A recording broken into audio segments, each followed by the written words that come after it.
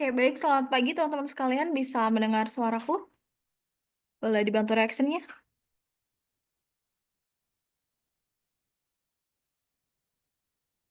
Halo? Jelas, jelas. Oke, terima kasih Kak Agung.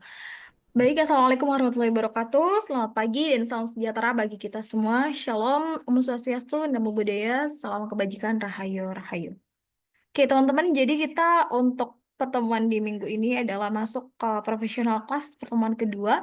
Jadi harapannya teman-teman masih tetap semangat dan aku mengucapkan terima kasih juga bagi teman-teman yang konsisten untuk selalu hadir karena ini masih sedikit agak panjang gitu ya perjalanan untuk MEB 9 ini. Jadi memang harapannya selalu konsisten gitu agar apa yang sudah kita keluarkan ya untuk belajar di MEB bareng Mektek itu ada hasilnya gitu. Kurang lebih begitu.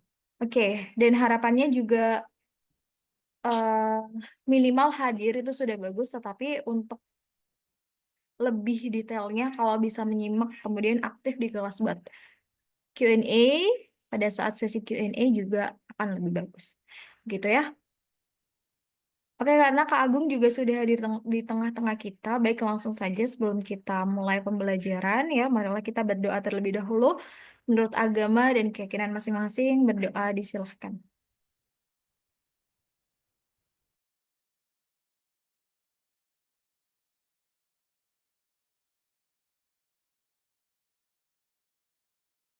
Oke, baik, berdoa dicukupkan.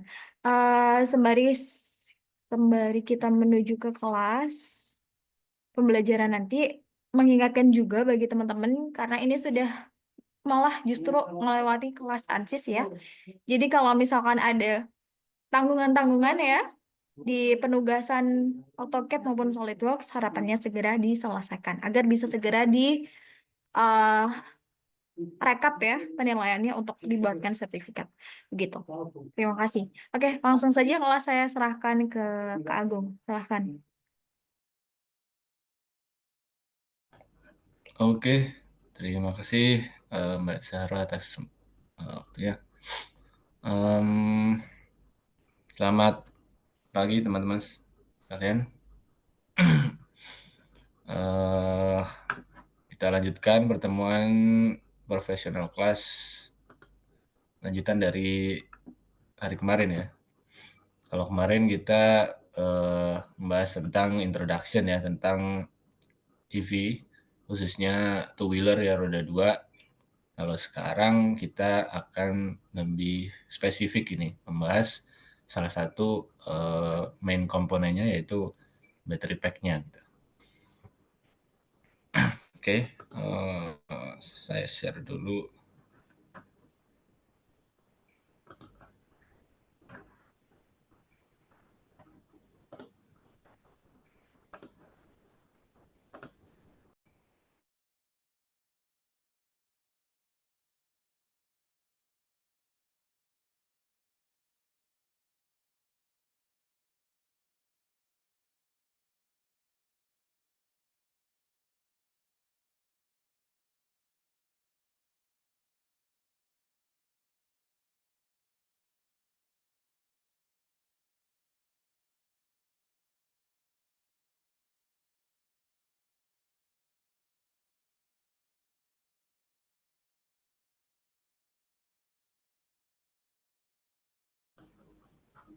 Halo, halo, tes, kedengeran ya suaranya ya?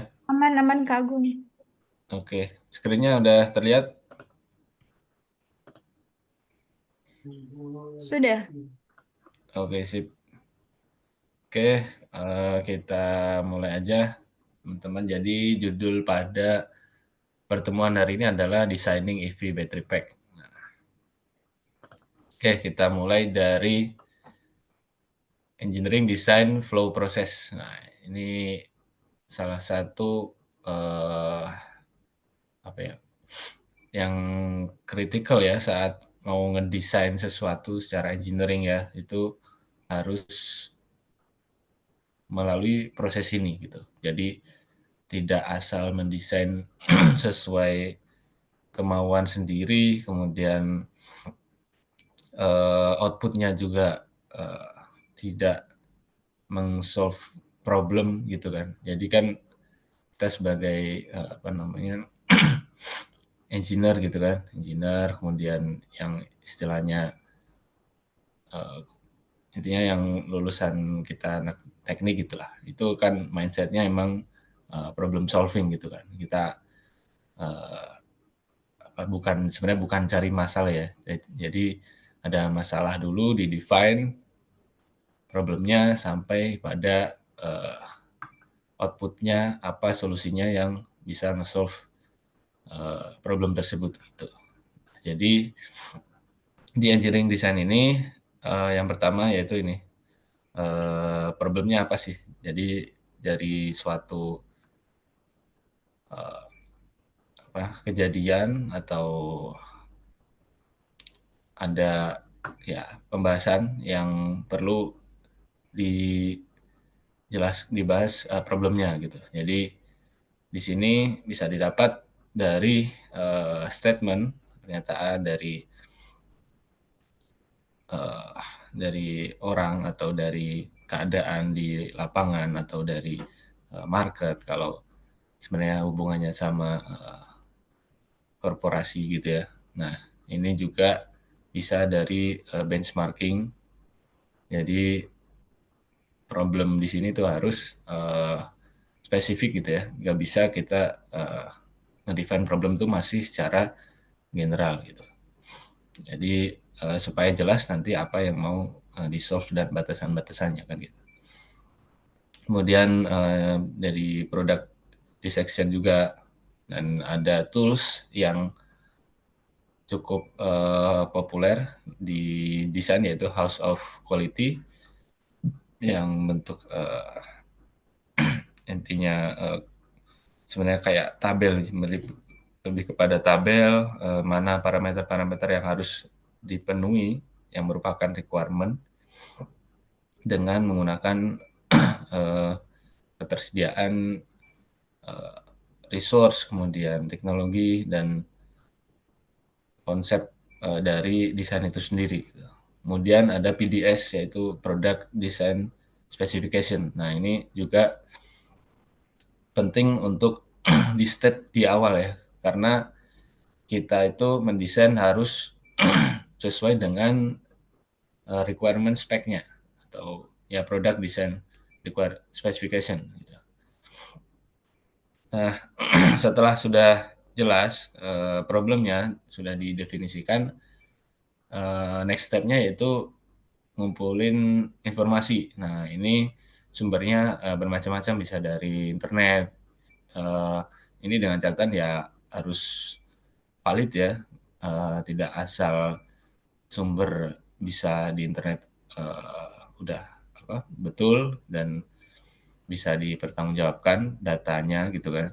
Kemudian dari paten juga, kalau paten kan harusnya jelas resmi dan datanya bakal sangat berguna dan ya kadang memang susah didapatkan gitu.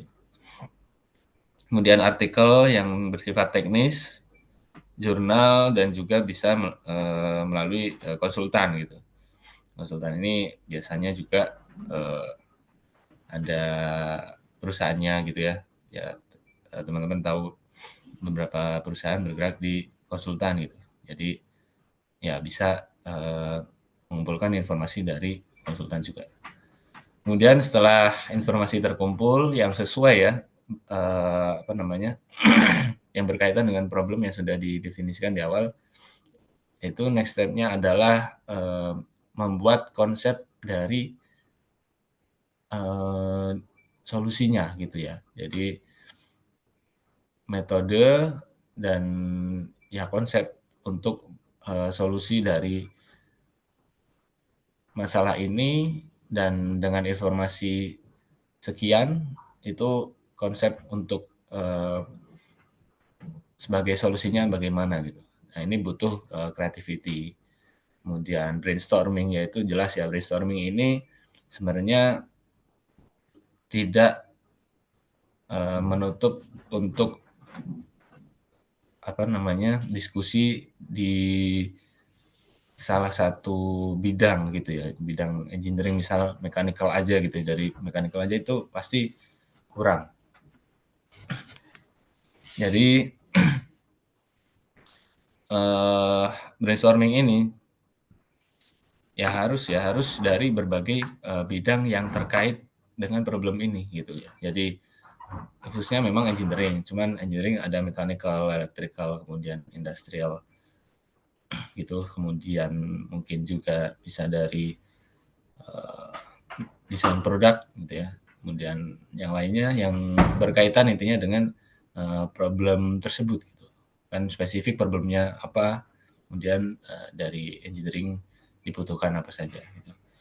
Kemudian juga ini yang salah satu yang penting adalah functional model. Nah, dari sini harus menciptakan model, jadi gambaran gitu ya, 3D gitu kan, yang secara mungkin masih sketch atau ya kasar gitu ya, tapi yang fungsional gitu. Jadi model itu bentuk-bentuknya, kemudian secara dimensinya itu bisa berfungsi sesuai dengan konsep solusi yang ditawarin gitu. Kemudian juga bisa dari dekomposisi dan systematic design methods gitu.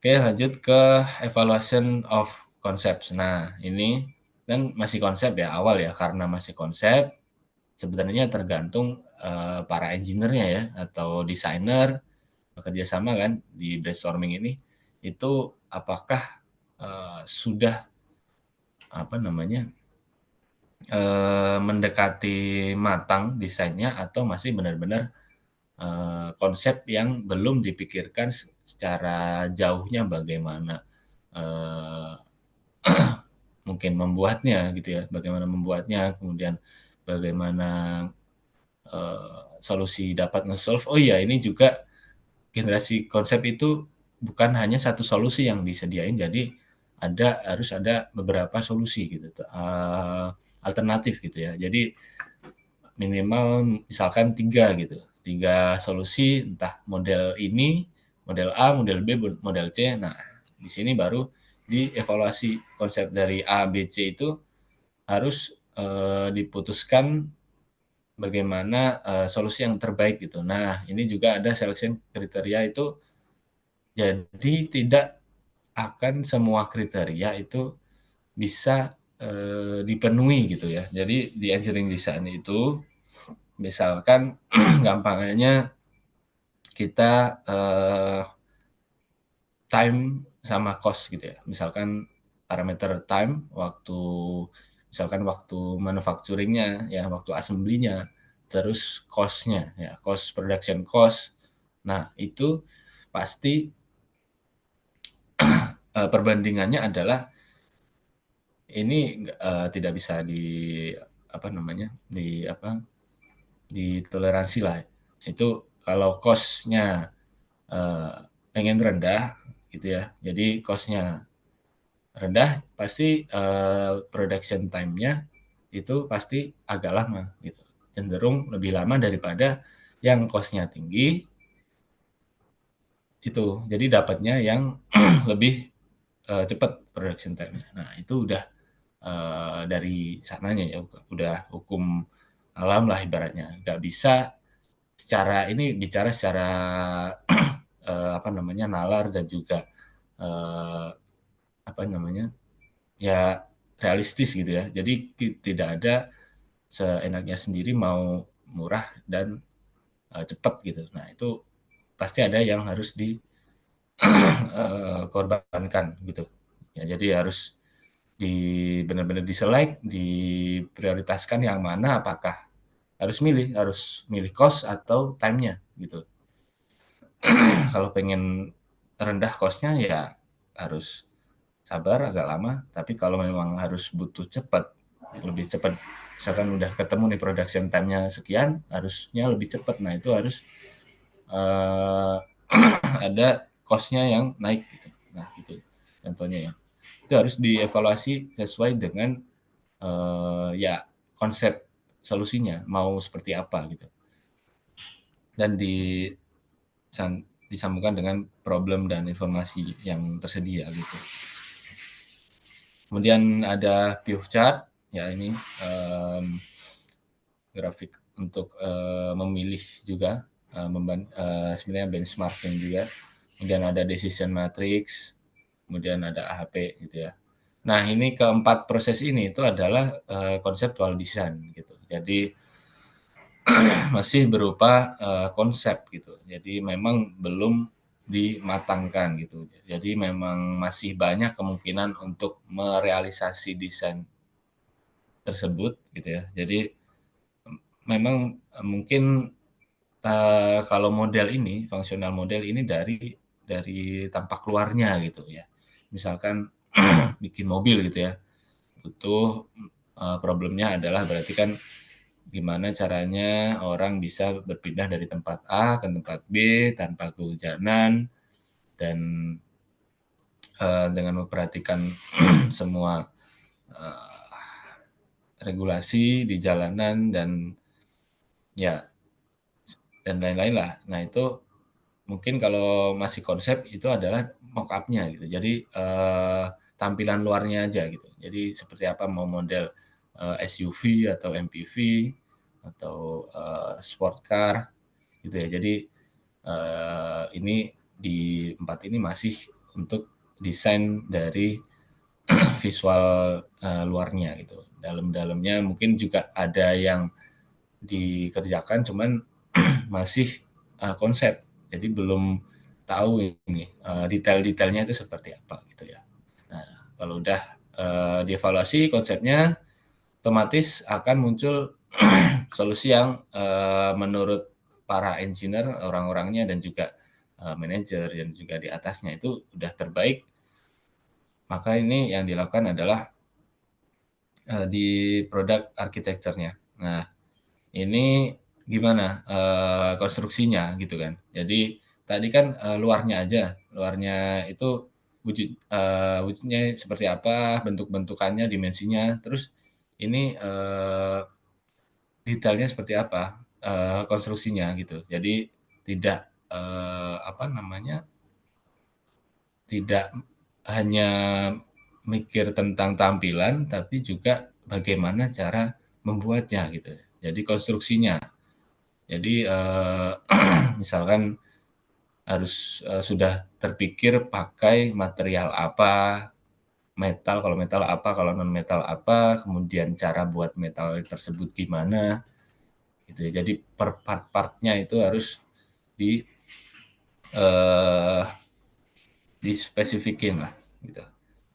Jadi ini di range physical elements-nya, kemudian dari modularity juga. Dan lanjutnya adalah configuration design. Nah, ini ya kan mulai diseleksi dari material yang sudah terbayang tadi itu harus ada alternatif-alternatif juga untuk pilihan material tentunya yang tersedia ya, yang di lokal ataupun di luar negeri. Kemudian manufacturing prosesnya juga. Nah, ini harus sudah diselek tapi dalam tahap preliminary. Jadi preliminary itu ya masih awal lah, masih proses secara umum tapi sudah terbayang gitu ya. Jadi proses manufacturing apakah pakai machining, apakah pakai forming, kemudian termasuk juga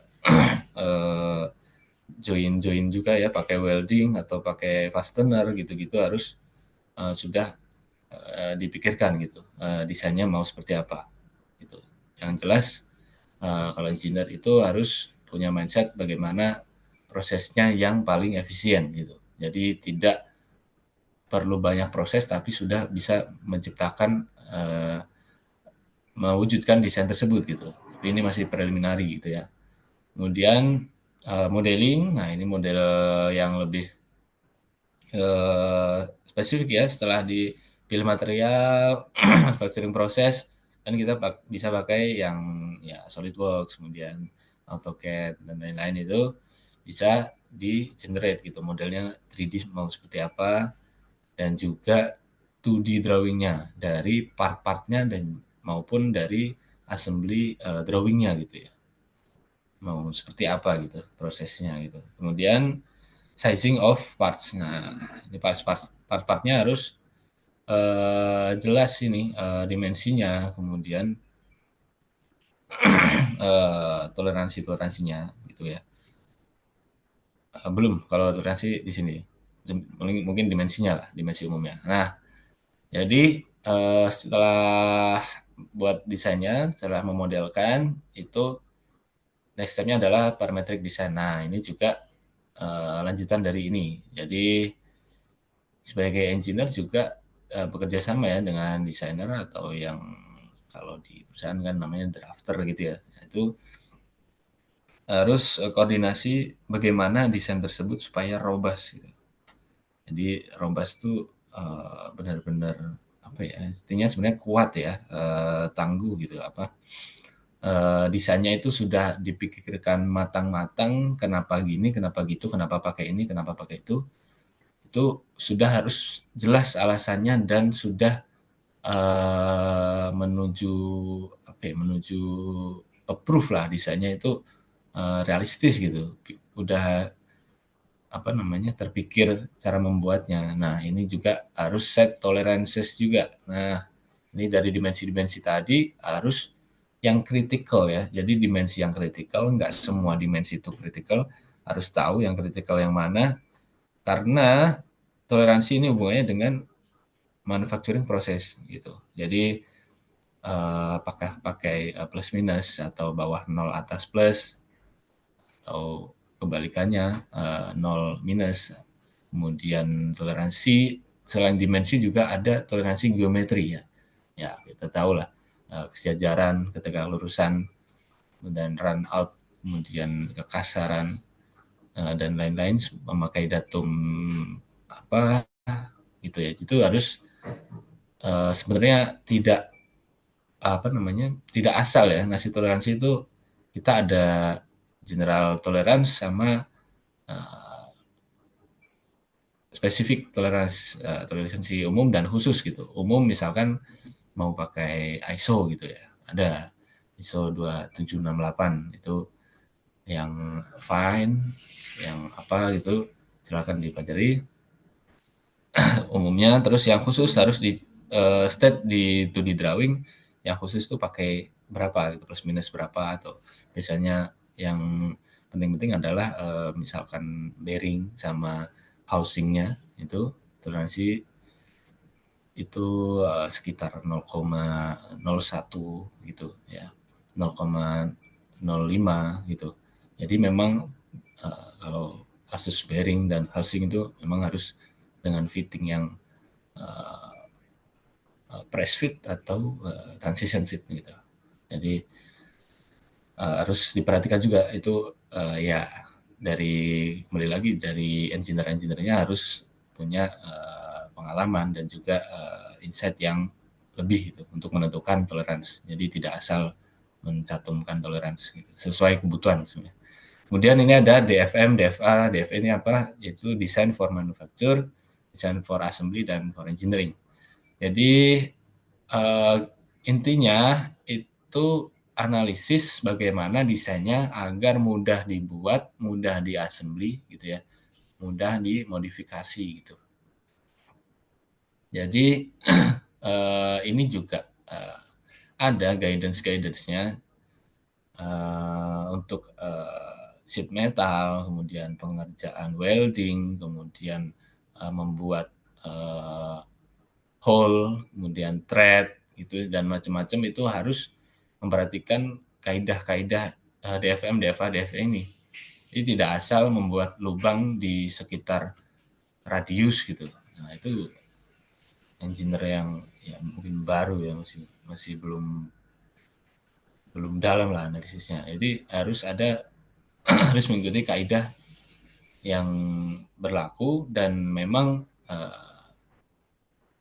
engineer yang lama itu pasti punya apa ya, sense sendiri gitu untuk menentukan analisis ini. Gitu. Nah ini jadi DFA juga supaya misalkan mau ngassembly plastik ke plastik gitu kan, misalkan di motor, bodi motor gitu kan. Nah, itu harus gampang bagaimana desain dari locking-lockingnya. Kemudian jadi gimana cara ngassemblingnya pakai skru nanti biar gampang gitu, biar pasti kepasang. Jadi antara misalkan ada lubang sama lubang, nah itu jangan sampai lubang di skru yang ini masuk, yang di sana, waduh ini lubangnya nggak match. Nah itu gimana caranya? Makanya salah satunya pakai slot gitu. Jadi itu salah satu DFA itu seperti itu. Kemudian tolerances, nah ini juga berhubungan lah sama ini. Dan ketiga ini yaitu disebut dengan embodiment design, yaitu perwujudan desain. Nah, jadi tadi masih konsep, kalau ini sudah diwujudkan lah, di apa namanya, dimatangkan desainnya itu sudah di sini tuh sudah hampir apa ya, hampir bisa dipertanggungjawabkan lah. Ini secara apa namanya, semua analisisnya, toleransinya dan terkait desain itu sendiri, dan diakhiri dengan detail desain. Nah ini proses terakhir desain, yaitu outputnya adalah engineering drawings dan juga finalize dari PDS itu sendiri. Nah karena PDS ini sebenarnya akan bisa bervariasi seiring proses ini. Nah, soalnya apakah mampu dibuat spesifikasi seperti itu, bahkan ada pertanyaan-pertanyaan seperti itu. Terus apakah harus dibuat misalkan beratnya maksimal berapa kilogram, apakah bisa gitu. Nah ini harus di finalize. Kemudian battery pack misalkan itu harus mengeluarkan arus 5C gitu. 5C kan kemarin dan dibahas si rate-nya ya. Itu yang keluar discharge arusnya, apakah bisa seperti itu, nanti harus di finalize. Berdasarkan ya kemungkinan desainnya, kemudian konstruksinya dan informasi yang didapat dari sini itu harus align gitu dengan PDS yang final gitu. Jadi outputnya adalah 3D drawings, 2D drawings untuk yang jenisnya shop drawing ya. Jadi udah siap, part-partnya udah siap dibuat, di assembly gitu ya. Jadi raw material sampai end product gitu, finish good gitu. Jadi seperti itu flow prosesnya ya. Jadi cukup panjang gitu. Jadi pasti ada yang kembali lagi gitu kalau belum sesuai desainnya, setelah part-partnya datang kemudian masih di luar toleransi, itu harus berputar lagi di sini ya, di config desain lagi, kemudian toleransi lagi, kemudian didetailin lagi gitu. Jadi ini secara umum seperti ini. Oke, next dulu. Nah ini ada istilah yang namanya DRNO. Nah, jadi ini adalah Design Requirement and Objective. Seorang engineer itu harus punya sense dalam mendesain, itu harus memenuhi requirement dan objektifnya jelas gitu. Tujuan ya, objektif tujuannya mau apa sih gitu. Nah, jadi apa sih DRNO? DRNO adalah kumpulan dari kriteria atau parameter yang harus dipenuhi dengan produk yang sudah didesain gitu. Jadi kumpulan kriteria ya yang harus dipenuhi. Jadi ini harus spesifik kriterianya, tidak general, harus cepat gitu. Cepatnya berapa? Nah gitu. Berapa cepat gitu. Terus ya dan lain-lain lah, nanti ada contohnya. Kemudian ini juga adalah salah satu tool sebagai komunikasi formal antara pembeli atau konsumen dan produser atau desainernya gitu. Jadi di RNO ini kan requirement-nya datang dari konsumer juga gitu ya. Jadi tidak asal produser atau desainer menciptakan kriteria ini gitu. Ya memang ada campuran antara keinginan desainer dan juga kebutuhan consumer yang harus dipenuhi gitu. Jadi tidak saklek sebenarnya. Tapi yang kebutuhan dari ini harus dipenuhi karena kan desainnya harus sesuai requirement-nya apa gitu kan. Nah ini di RNO untuk membentuk PDS tadi ya. Jadi Product Design Specification ini awalnya dari DRNO gitu. Kemudian ini juga bisa menjadi jaminan ke konsumer. Nah, gini, di RNO kan set of kriteria. Nah, kriteria dari konsumer itu mintanya seperti itu, desainnya ya untuk memenuhi seperti itu. Kalau requirement-nya berubah, ya desainnya berarti udah nggak valid, udah nggak bisa untuk menjamin memenuhi requirement yang awal gitu. Makanya di RNO harus di finalize juga.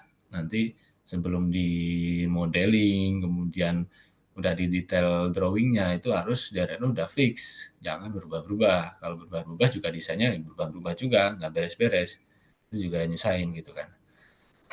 Gitu. Terus ini berisi realistic constraints of this design product without forcing the unrealistic ones. Nah, ini tidak maksain yang nggak mungkin dibuat gitu, nggak mungkin bisa dicapai gitu. Misalkan yang tadi gitu, yang cost sama production time gitu kan, itu harusnya yang satu ke atas, yang satu ke bawah, ini pengen yang ke atas semua, yang maksudnya yang murah dan cepat gitu. Nah itu unrealistic. Terus kemudian apa namanya, yang lain-lain, contohnya misalkan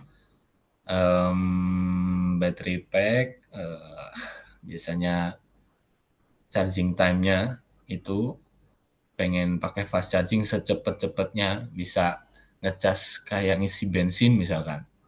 Nggak sampai 3 menit atau 3 menit baterainya gede, itu juga nggak bisa. Ya unrealistic, masih belum ada teknologi seperti itu. Dan juga sangat tidak sehat untuk baterainya kan gitu. Jadi tidak memaksakan yang unrealistic gitu ya. Jadi constraint-nya harus benar-benar yang realistic, kriteria maupun requirement ini gitu ya. Nah, ini ada contohnya supaya terbayang. Jadi untuk kasus ini adalah desain dari hybrid bicycle. Jadi sepeda yang listrik, bisa di kayu dan bisa pakai eh, tambahan motor gitu untuk penggeraknya, tambahan penggerak gitu ya. Nah, ini contohnya kan tadi set of kriteria ya. Jadi yang pertama, nah ini pertama harus digerakkan oleh electric motor, nah, by human power or the combination of both. Nah, ini bersifat mass. Jadi ada kriteria yang bersifat mass atau won gitu ya. Jadi itu harus jelas. Dan ini termasuk bidang apa kriterianya? Ini ternyata sebenarnya bisa mechanical dan juga electrical ya ini. Jadi electric motor kan penggerak ya, dari mengkonversi energi kan dari listrik menjadi mekanik gitu kan. Nah ini bisa keduanya sebenarnya dari bidangnya gitu kan. Kemudian yang kedua contohnya, the power of the electric motor must less than 500 watt. Nah, jadi ini juga terkait dengan mechanical maupun electrical gitu ya. Nah, berarti kan di sini sudah ada batasan gitu kan. Jadi kita sebagai engineer, designer gitu ya, itu tidak ya gimana caranya untuk memilih motor yang kurang dari 500 watt gitu. Jadi nanti ada konsekuensinya dari ini gitu kan. Entah speednya gitu kan, top speednya, kemudian mungkin bisa torsinya berapa gitu kan. Itu ada hubungannya gitu. Kemudian yang ketiga, during braking di electric motor off automatically. Jadi waktu ngerem itu motornya off ya, supaya memang motornya awet gitu ya, tidak apa, tidak sejalan dengan transmisi-transmisi yang di sini. Soalnya kalau motor dipaksa rem, kemudian itu dari motornya gerak, itu kan terjadi ketidaksesuaian dari frekuensi gitu ya. Jadi itu harus dipikirkan juga, dan ini engineer dari electrical ya yang lebih expert gitu kan. Kemudian yang keempat itu adalah the battery store electric energy for the distance of at least 50 kilo gitu. Jadi ini mas ya, permintaan dari konsumer gitu kan, harus satu kali cas full battery itu bisa mencapai jarak tempuh sejauh 50 kilo gitu. Nah, ini bagaimana baterainya gitu ya, baterainya itu bisa didesain gitu, requirement-nya seperti ini gitu. Nah, ini termasuk ranah electrical gitu. Nah, di sebelah kanan ini sebenarnya ada konseptual design ya, jadi desain yang masih konsep, solusi konsep gitu kan. Itu seperti ini contohnya. Jadi ada bagian-bagiannya, seperti yang nomor satu ini motor listriknya yang satu set ini, kemudian dilanjutkan ke transmisi pakai rantai gitu kan ini. Nomor dua adalah kotak aki atau baterainya itu sendiri. Kemudian ketiga adalah cranknya ya, jadi untuk mengkayu, keempat roda, kelima perangkat elektronik. Jadi ini controllernya gitu ya, karena harus ada arusnya, harus dikontrol sesuai dengan settingan dari yang kebutuhannya gitu, dari baterai ini disalurkan ke motornya kan gitu. Kemudian 6 dan 7 adalah rantai. Jadi ini contoh konsep desainnya seperti ini. Bagaimana cara bikinnya ya itu. Ini motornya apakah benar-benar segini? Nah, itu dimensinya berapa? Nah, itu masih next step-nya gitu ya. Ini konsep desainnya.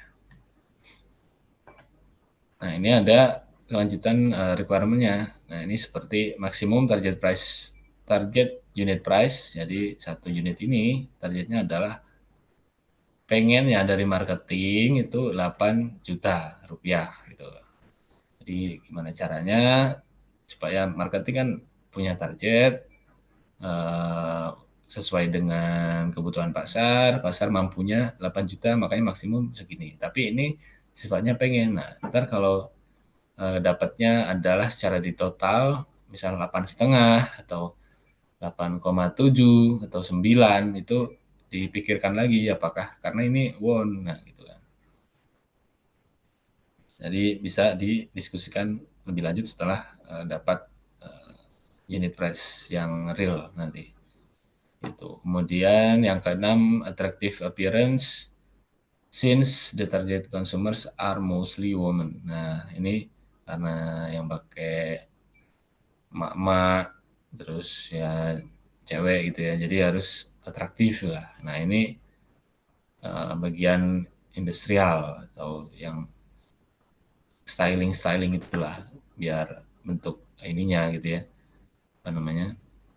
Sadelnya, kemudian stang-stangnya itu harus atraktif gitu. Nah, ini emas. Nah, ini berarti harus gimana caranya memang kalau appearance itu apa namanya relatif ya. Cuman pasti dari pertimbangan ini adalah apa namanya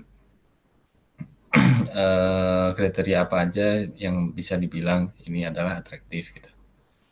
Kemudian yang terakhir itu maksimum target weight is 20 kg. Nah, ini bersifat won.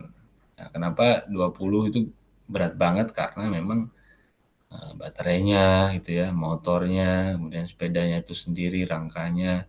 Memang ada rangka yang dari apa namanya? Yang karbon gitu ya, karbon fiber gitu, yang ringan. Tapi kan ini ada targetnya 8 juta gitu. Apakah bisa? Nah, itu makanya harus di apa yang dikorbanin gitu. Harus pakai kompromi lah, istilahnya kompromi. Apa yang harus dikompromi?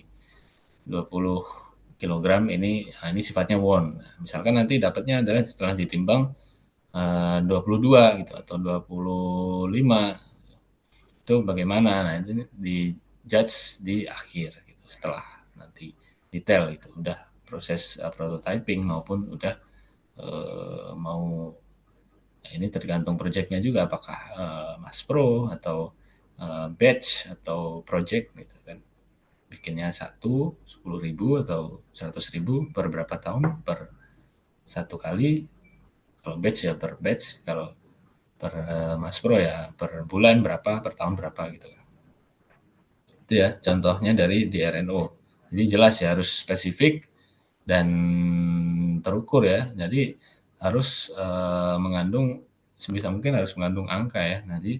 Jadi ini contoh yang bagus gitu DRNO, karena ada DRNO yang umum doang, jadi nggak ada angka-angkanya, nggak ada mass one-nya. Kemudian ini mechanical electrical sebenarnya tambahan, cuman lebih jelas saja kalau seperti ini gitu kan.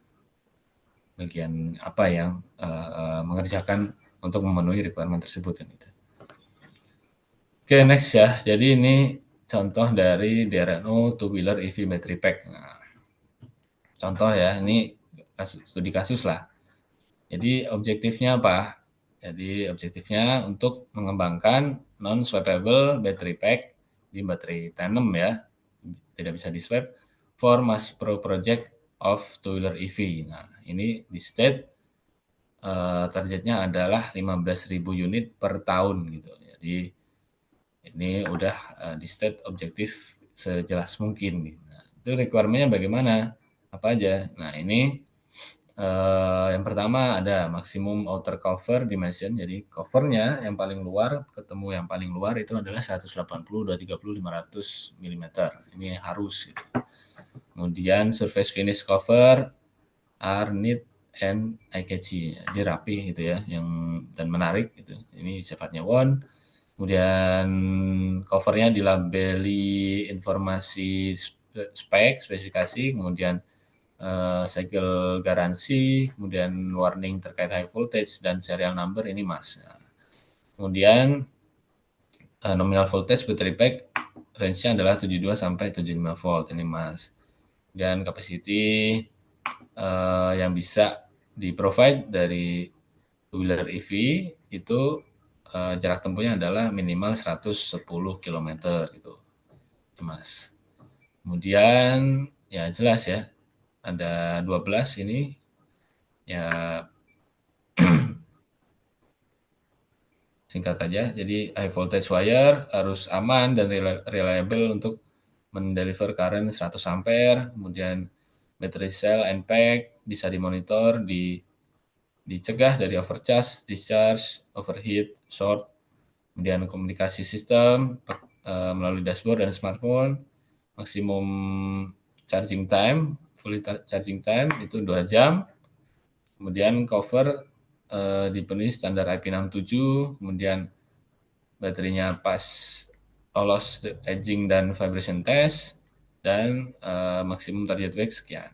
Tuh. Jadi contohnya seperti ini. Jadi spesifik dan lengkap, dan ya bisa semuanya nanti produknya dites untuk apakah bisa memenuhi requirement ini gitu. Jadi didesain supaya bisa memenuhi ini. Ada yang mas khususnya tadi, yang won ya diusahakan gitu, yang won gitu kan. Itu ya di RNO-nya. Nah, ini dilakuin tadi setelah problem di state. Nah, setelah ngumpulin data, nah ini di konsep, desainnya di generate, konsepnya mau seperti apa. Tadi kan masih ngawang ya, mungkin baterainya nanti mau seperti apa ya, mau pakai sel apa ya. Nah, itu ini harus ditentukan di sini. Jadi desainnya seperti apa dan mau pakai material apa gitu. Ini initial datanya itu dikumpulkan dengan cara reverse engineering dan journal study gitu.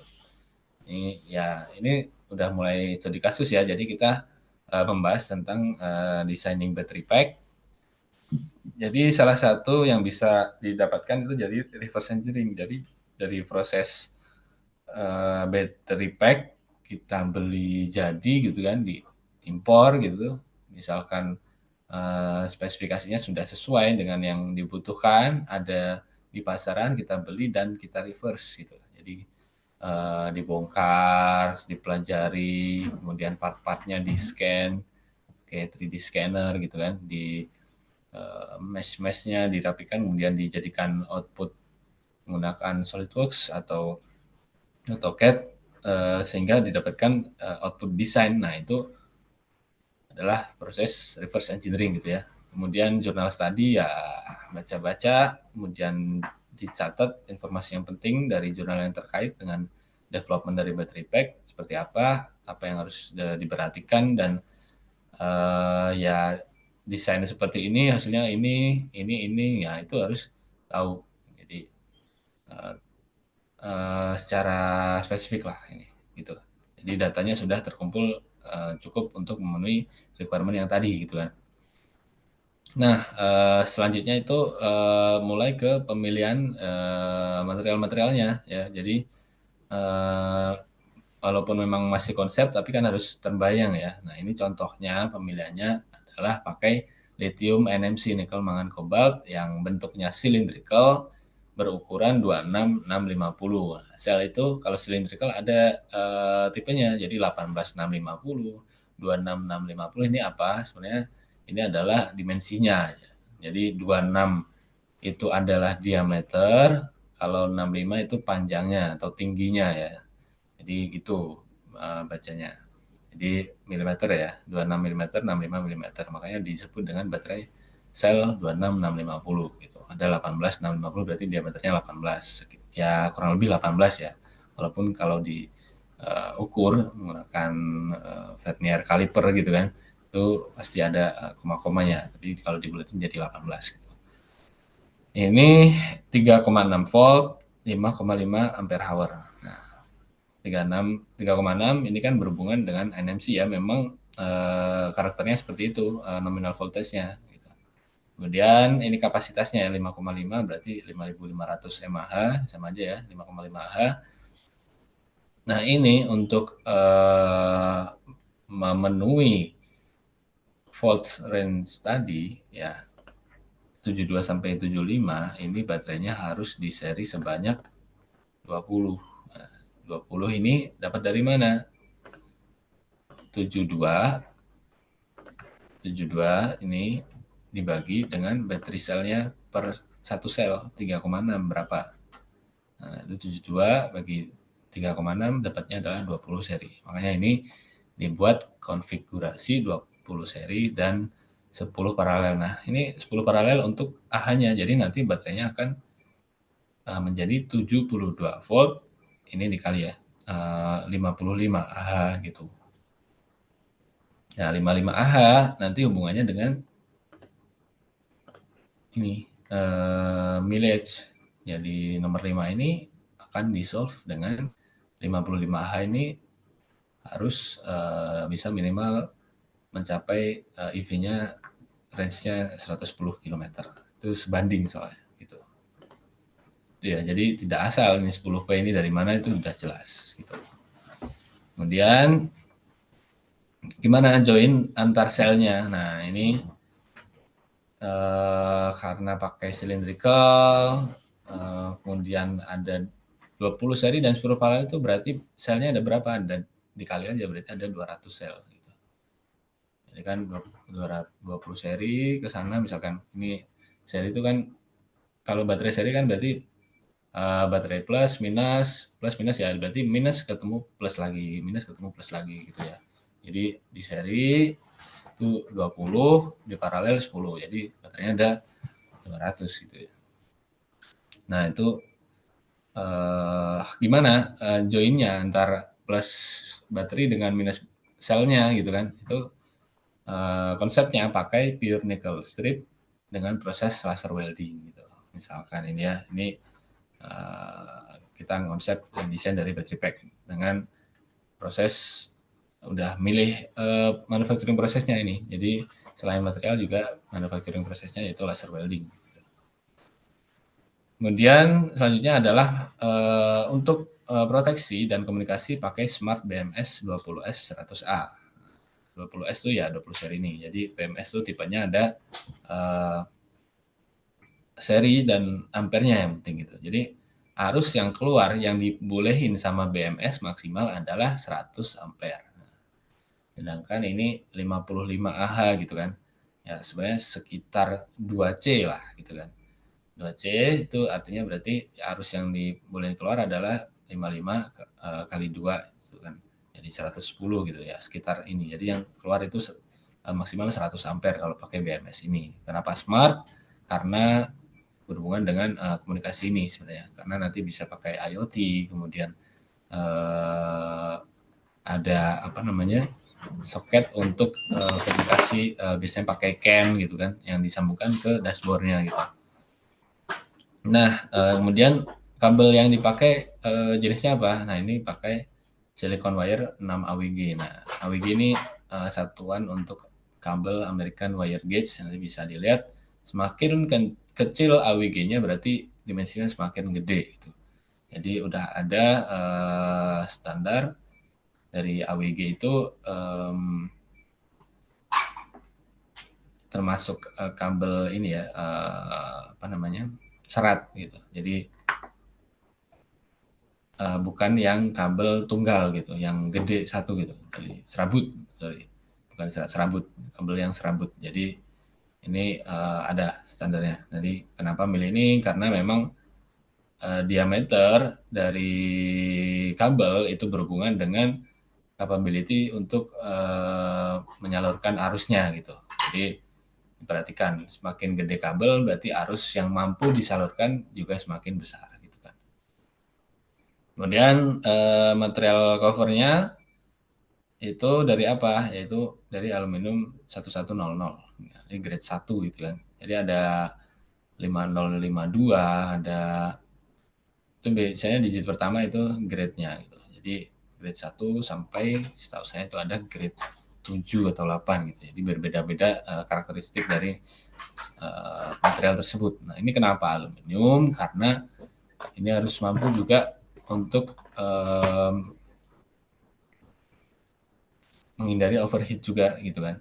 Nah, prevented dari overheat, makanya heat transfernya harus cukup proper juga karena nanti ini adalah passive cooling, nggak pakai air cooling maupun water cooling gitu kan. Jadi harus dicari yang cover yang konduktor, jadi pakai aluminium yang cukup apa namanya thermal conductivity-nya berapa ini kan tertentu kan kalau udah milih 1100 gitu. Dan berdasarkan ketersediaan material di lokal gitu misalkan ada pertimbangan itu. Nah ini ya jadi konsepnya seperti ini dan juga modelnya adalah kurang lebih seperti ini. Nah, ini contoh aja ya. Jadi ini sebenarnya untuk TA saya dulu sih, tapi ini bisa lah dijadikan contoh konsep desainnya. Jadi mau seperti ini gitu. Jadi ini yang apa namanya biru-biru ini adalah sel-selnya ya. Jadi disusun ada 2 tumpuk gitu kan, terus ditutup kuning-kuning ini adalah sebenarnya separatornya, kemudian ada abu-abu ini sebenarnya nickel stripnya, kemudian ada wiringnya untuk BMS, ini BMS-nya merah ini smart BMS, kemudian ini ada soket untuk mengeluarkan dari discharging dan charging gitu. Kemudian ini yang tengah adalah untuk komunikasi yaitu CAN-nya, kabel CAN-nya dan keluar dari sini gitu. Jadi kurang lebih seperti ini dengan cover aluminium yang di pakai upper dan lower cover jadi dibaut menggunakan ya bolt and nut beberapa titik ya gitu ya. Jadi sebenarnya sudah lumayan matang sih ini desainnya. Jadi terbayang gitu membuatnya seperti apa dan gimana assembly-nya. Ini sebenarnya konsep yang sudah ya sudah mendekati matang lah gitu. Jadi contoh aja biar ada contohnya gampang bayanginnya gitu ya. Oke, next. Nah ini analisis design for manufacture.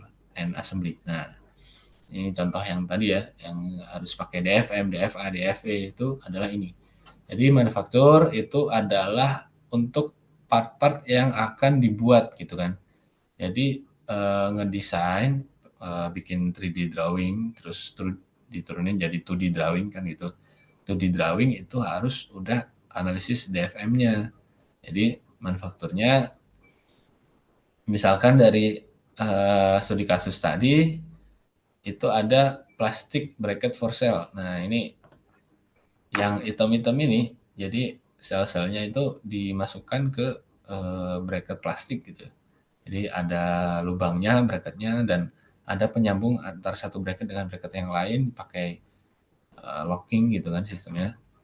Itu gimana DFM-nya, yaitu yang plastik bracket itu kan diproses menggunakan injection molding. Nah, consider parameternya apa aja, yaitu kalau mungkin teman-teman tahu proses injection molding itu kan jadi produksi plastik part gitu ya. Jadi harus pakai molding dan harus project mass pro ya, kalau molding kan investasinya besar gitu kan. Nah, itu yang dikonsider apa aja, yaitu parameter undercut, kemudian ya undercut itu istilahnya kan proses mold tuh ada dari sisi cavity dan juga core-nya gitu kan. Jadi cavity, core-nya nutup si cavity, kemudian dari core-nya menginjek plastik panas, kemudian membentuk suatu produk. Kalau udah kan core-nya mundur dan juga produknya nempel ke core, kemudian ada ejektornya untuk memisah supaya plastiknya jatuh. Nah, itu jadi produk itu jadi bracket plastik gitu, for sale gitu. Nah, itu harus didesain supaya menghindari undercut gitu. Undercut itu adalah desain yang waktu dimundurin core-nya itu lancar gitu, tidak perlu ada lifter. Yang namanya lifter itu untuk bentuk-bentuk yang intinya core sama cavity yang sudah bentuknya tertentu itu tidak mampu gitu. Jadi harus dibentuk untuk menghindari undercut.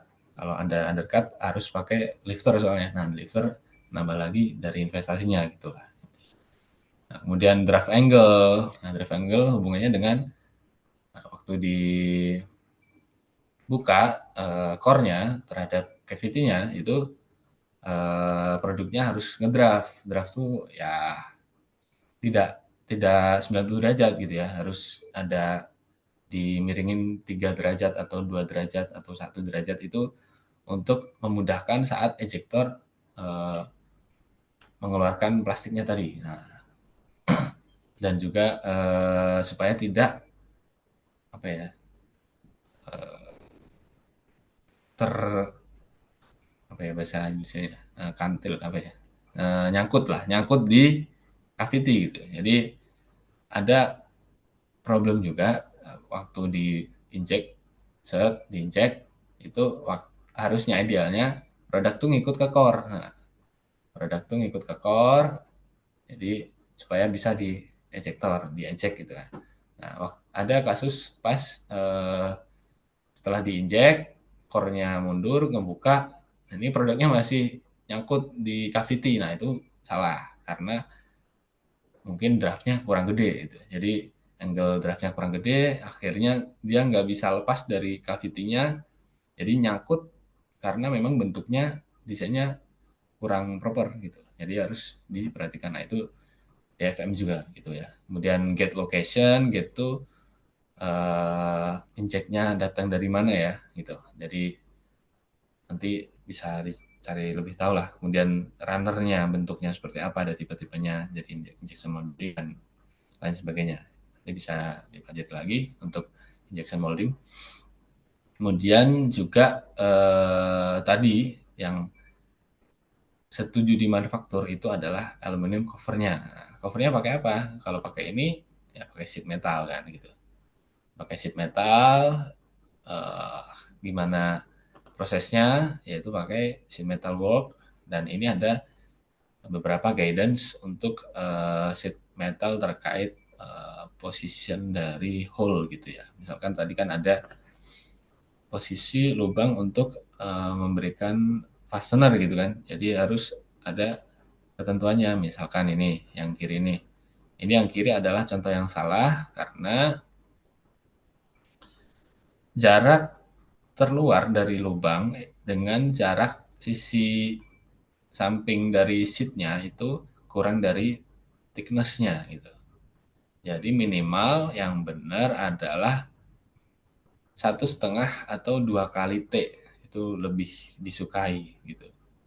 Jadi supaya tidak sobek kalau apa namanya, terlalu dekat, misalkan tebelnya 1 mili ya, 1 mili sheet-nya, aluminium platnya 1 mili, terus jarak terluar lubang dengan sisi samping luarnya ini cuma 0,5 mili gitu. Nah itu ada kemungkinan aluminium bisa sobek gitu ya. Karena tapi kalau memang ya tebel sekali, ya itu beda lagi sih. Memang ini ada batasan dari thickness-nya berapa sampai berapa baru berlaku seperti ini gitu ya. Misalkan plat dari steel gitu, misalkan itu 0,5 mili. Nah, ini jarak ini antara sisi terluar lubang dengan sisi samping platnya 0,2 mili. Nah, itu rawan sobek gitu ya. Jadi kalau ada beban di situ terjadi stress concentration kan gitu. Kemudian yang kanan ini adalah uh, dimensi dari lubang ya. Jadi ini minimal harus 2T atau lebih untuk alloy for stainless steel gitu ya. Jadi dimensi diameter lubangnya ya. Kemudian ini yang jarak lubang dengan radius itu minimal 1,5 dari thickness-nya. Gitu ya. Jadi jangan terlalu dekat dengan radius karena prosesnya juga susah juga. Jadi ini apakah dilubangin dulu atau dibending dulu kan gitu. Itu harus nanti dianalisis oleh production engineer-nya gitu. Kemudian ini ada 2 lubang, jaraknya jangan kurang dari tebelnya, tebel dari sheet-nya atau platnya. Jadi minimal harus 2 kali atau 3 kali gitu ya. Jadi juga terjadi stress concentration gitu. Oke, kemudian contoh dari DFA itu adalah dari kasus battery pack tadi adalah transition fit between plastic bracket hole and cell body. Nah, cell body kan tadi battery cell pakai 26 650 ya, berarti diameternya 26. Nah, berapakah diameter dari plastic bracketnya supaya didapatkan transition fit, yaitu pas, sesuaian pas gitu ya. Jadi tidak longgar dan juga tidak keras gitu, tidak sesek gitu. Nah, itu dimainkan toleransinya gitu ya. Jadi dari drawing battery cell-nya berapa, 26 plus minus berapa atau bagaimana, terus hole dari plastik bracketnya 26 atau 26,2 plus minus berapa ya gitu-gitulah. Itu harus dianalisis juga kan itu supaya dijamin didapatkan transition fit gitu. Kemudian ada through hole at top cover to ease bolt assembly with bottom cover. Nah, jadi hole dari top cover itu menggunakan through, jadi tidak menggunakan threaded gitu ya. Jadi lubang aja. Jadi misalkan pakai baut M4 gitu ya. Itu berarti kan biasanya major diameter dari M4 kan kurang dari 4 ya, 3,9 berapa gitu kan. Nah, itu hole-nya dibikin 4,2 atau 4,3 gitu ya. Kebayang ya. Jadi supaya mudah assembly-nya, top cover-nya itu dibikin pasti masuk dan cuman ya nggak lebih besar dari kepala bautnya. Kalau lebih besar ya nanti kepala bautnya nggak jadi ngejepit top cover sama bottom covernya gitu kan. Kemudian yang poin ketiga adalah membesarkan dua diameter lubang untuk BMS bracket untuk menjamin BMS pasti dimounting dengan baik. Jadi BMS ini tadi kan bukan hanya ditempel di ini ya, di kuning ini, tapi ini ada aluminium yang dilas ke bottom cover untuk sebagai bracket dari BMS karena BMS ini cukup krusial ya. Jadi posisinya harus statik gitu kan. Kalau ada vibration itu harus kuat dan ini harus dijamin. Jadi ada 4 baut di sini 2, di sini 2 kan gitu. Nah, itu harus dijamin bisa diassembly dengan gampang gitu kan. Berarti yang satu lubang, yang satu slot gitu kan, biar dijamin bisa masuk gitu. Nah, kemudian juga analisis DFA adalah membuat proses jig untuk positioning nickel strip. Nah, jadi jig itu kan alat bantu ya untuk bisa memposisikan gitu. Kalau proses berarti ya ada jig and fixture kan gitu. Itu nanti mungkin teman-teman sudah familiar. Itu untuk jig positioning dari nikel ini sebelum di laser welding itu harus diposisikan kan. Kalau dipegang tangan kan bahaya ya, laser welding kan ngelaser dari nickel strip ke kutub baterai kan, positif atau negatif kan gitu. Nah itu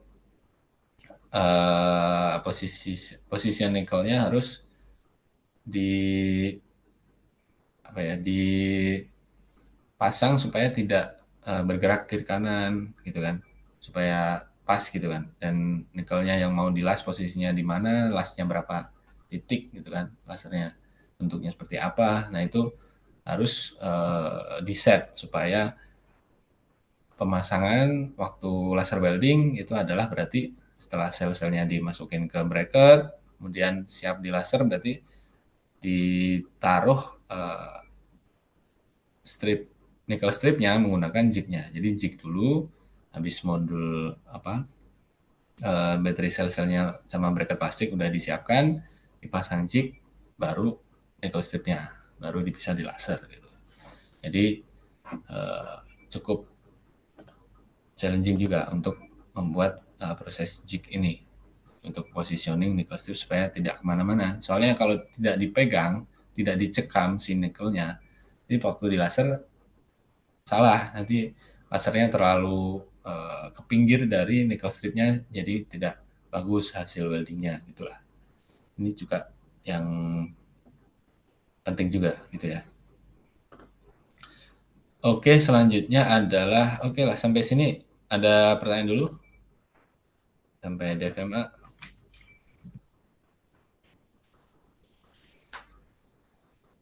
Ada pertanyaan dari Mas Edi atau Mas Arsil, Mas Arta, Mas Raja, ada yang lain, Mas Arif, Mas Bima. Ada pertanyaan? Masih ada orang? Bisa chat, bisa on mic. Ayo segera tanya teman-teman.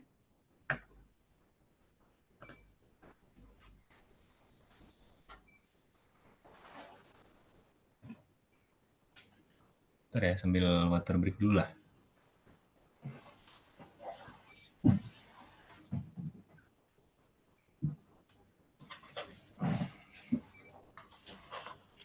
Ada yang tanya? Ada yang tanya? Tanya lah. Masa nggak tanya?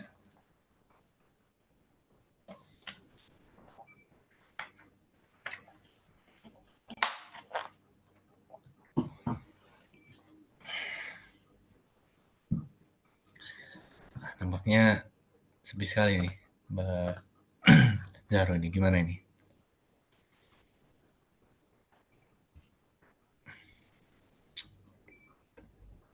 Halo, halo.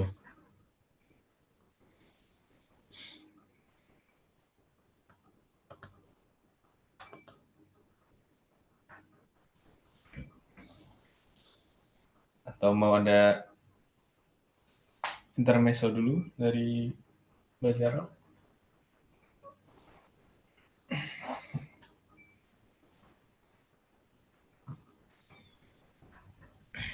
Mas Risman? Halo, halo.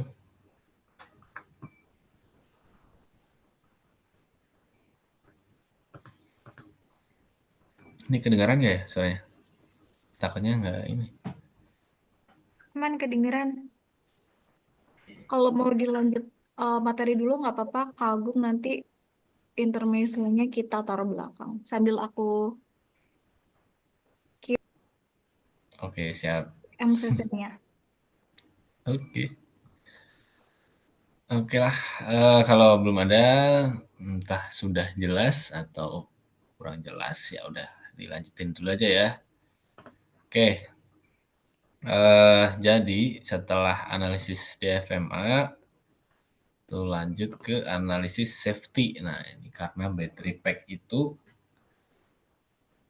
eh, termasuk ke kemarin sudah saya bahas juga terkait barang yang sebenarnya dangerous gitu ya, yang bahaya gitu, yang bisa eh, melukai atau bahkan mematikan orang gitu kalau tidak digunakan dioperasikan dengan baik dan benar. Nah, ini makanya harus didesain juga dengan memperhatikan safety-nya gitu. Nah, ini safety pakai apa? Kalau baterai itu setelah ya saya ulik itu pakai code standar dari SNI yang sebenarnya mengadopsi dari ISO yaitu SNI 8613 tahun 2018 itu ada adopsi dari ISO 13063 tahun 2016 tentang electrically propelled mopeds and motorcycle bagian safety specification. Nah, itu isinya apa? Ya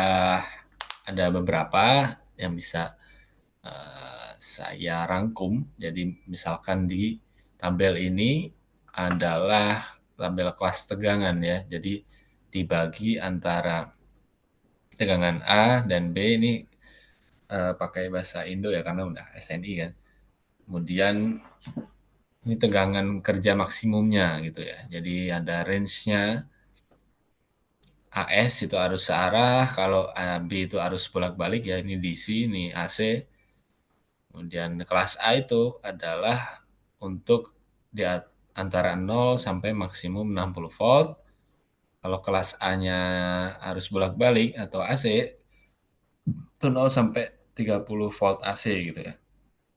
Kalau kelas B itu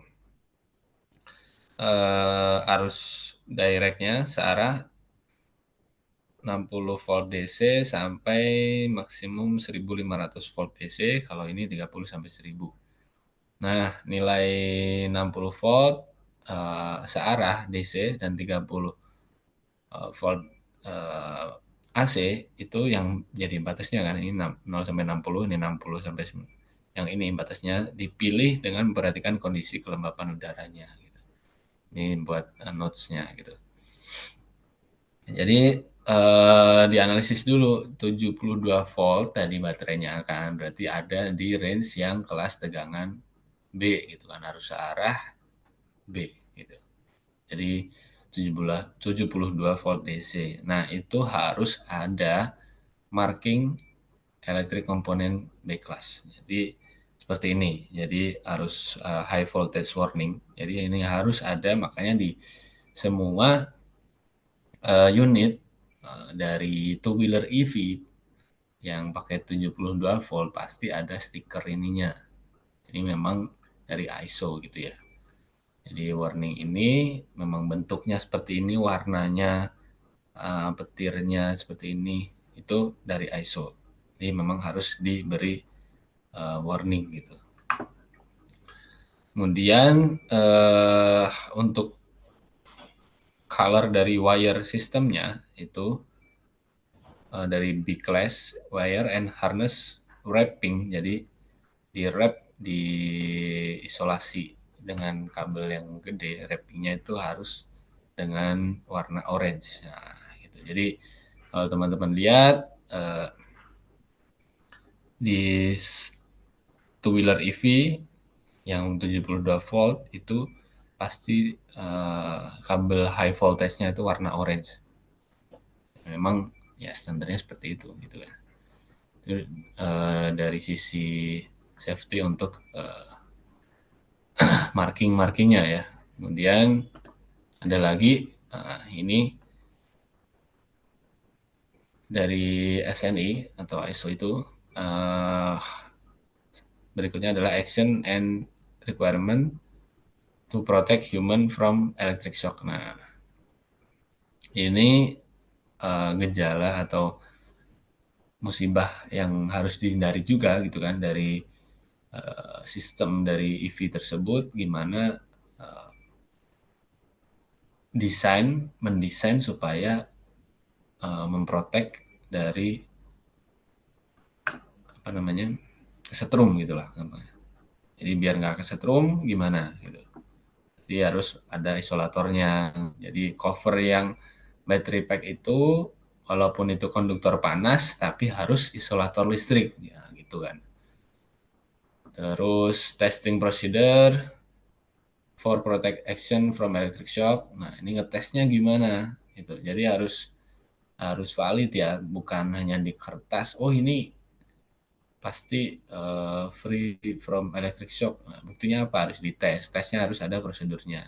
Gimana sesuai dari produsen battery pack tersebut untuk ngetes supaya dijamin tidak orang kesetrum gimana. Kemudian ada human safety and protection requirement from dangerous situation. Nah, ini juga waktu tabrakan gitu ya, waktu kecelakaan bagaimana itu safety-nya, protection-nya supaya baterai tidak meledak, gitu ya. Jadi ini kalau FYI itu sudah ada beberapa kejadian, kalau di motor sih setahu saya belum ya, di mobil setahu saya itu mobil listrik, kemudian bus listrik di luar itu sudah ada yang kebakar dan meledak gitu. Jadi ini sangat tinggi sebenarnya tingkat safety dari battery pack itu termasuk sangat tinggi karena harus benar-benar diperhatikan sampai ke proteksi dari dangerous situation dan lain-lain gitu. Kemudian selanjutnya adalah operational safety. Nah, ini menurut ISO ini harus operasionalnya sendiri harus ada safety-nya. Bagaimana untuk on off sistemnya, makanya pakai MCB gitu kan. Kemudian charger connection-nya supaya chargernya kan kalau di motor listrik di ada soketnya itu gimana caranya biar disentuh tuh nggak nyetrum gitu, tapi di cas tuh charge-nya harusnya bisa masuk gitu. Nah itu didesain sedemikian rupa gitu kan.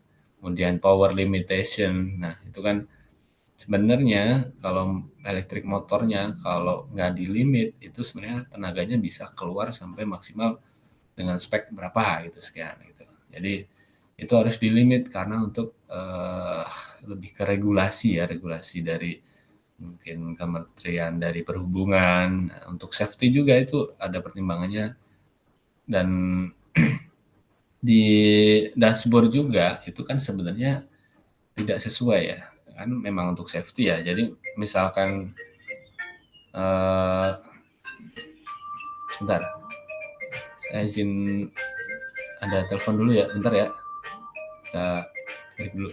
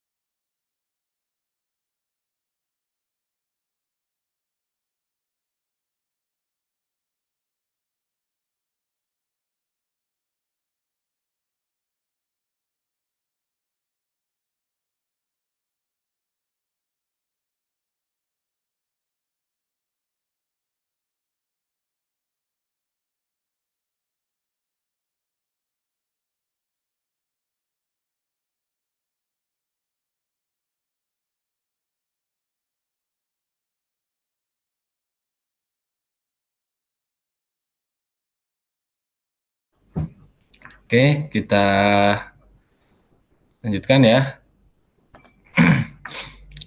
Tadi sampai power limitation ya. Jadi eh ya emang harus di limit ya secara safety itu power hubungannya dengan top speed, kemudian torsinya gitu ya. Memang harus di limit karena regulation lah ya. Kemudian ada juga reverse drive. Nah, ini jadi eh sebentar, sebentar.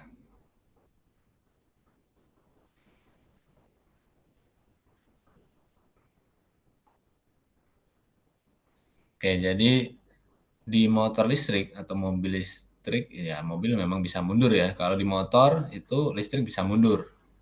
Nah, jadi ya silakan mungkin yang belum tahu bisa dilihat di YouTube lah. Itu segala mungkin semua nggak ya? Sebagian besar lah bisa amannya itu bisa reverse.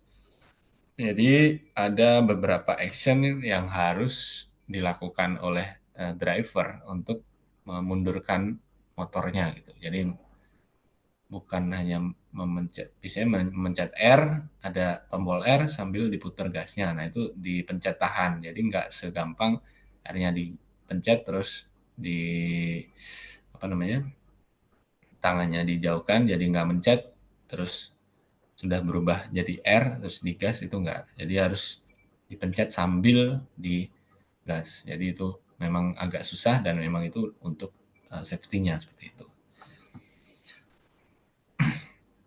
Nah, yang on off system tadi juga kalau sebenarnya di motor matic juga standar samping gitu ya. Standar samping kan kalau diturunin jadi off gitu kan, nggak bisa digas. Nah, itu juga sama. Jadi itu ada switch-nya juga. Jadi side stand ya, side stand itu juga penting untuk safety supaya waktu di standar samping nggak bisa jalan motornya gitu kan. Itu juga operational safety on off-nya. Kemudian selain itu juga proteksi dari kegagalan gitu ya. Jadi eh, gimana kalau terjadi misalkan short secara internal di battery pack-nya, nah itu proteksinya seperti apa gitu.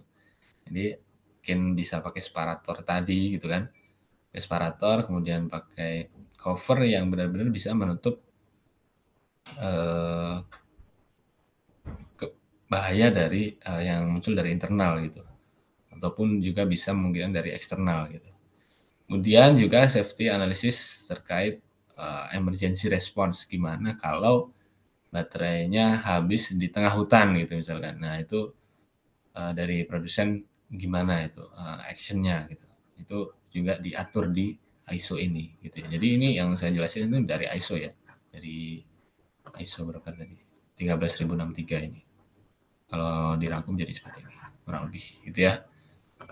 Oke, kemudian next untuk safety analysis itu bisa diwujudkan dengan wiring diagram. Nah, jadi ini merupakan contoh ya, contoh aja dari wiring diagram untuk two wheeler EV gitu ya. Jadi ini ada controller yang gede ini, kemudian ada kontaktor atau MCB, kemudian baterainya pakai dua di paralel gitu kan. Ini tuh ceritanya pakai baterai Gesits yang kemarin yang hijau yang itu kan 72 volt